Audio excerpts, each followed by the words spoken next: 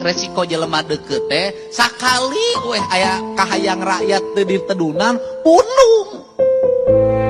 Bener tuh.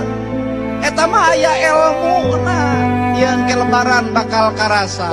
Naon karasana? Boga anak, boga dua.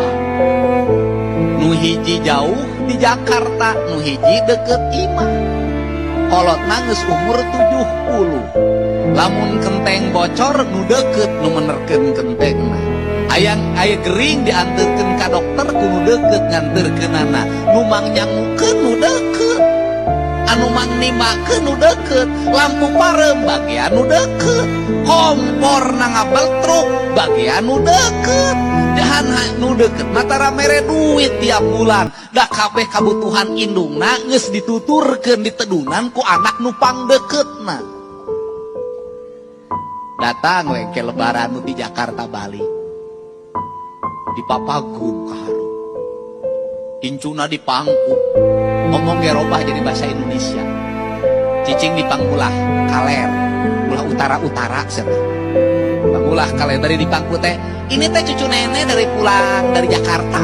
Meuni cantik lihat. Aduh sia teh meuni cantik. Ka incuna nu deukeut mah gigireun imah tar pernah disebutkeun geulis. Datang ka imah geus dipangmuncitkeun hayam. Naon deui? Kasupnya spray ge nu anyar dipasangkeun. Sarung bantal ge nu anyar.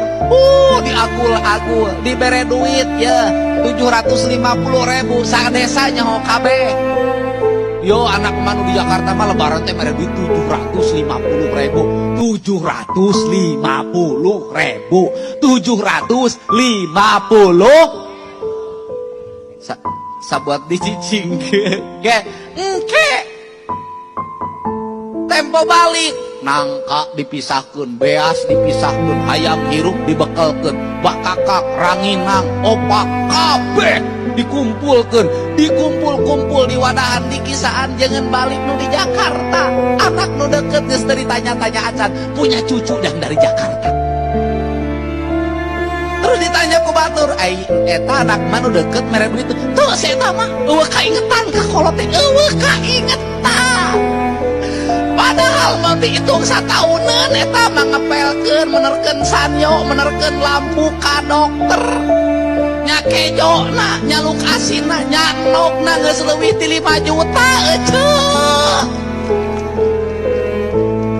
Bener teh? Tempo mangkat eta lamun dihitung duit 750.000 jeung barang hakan budak di Jakarta di dieu jeung beas nu dibekelkeun jeung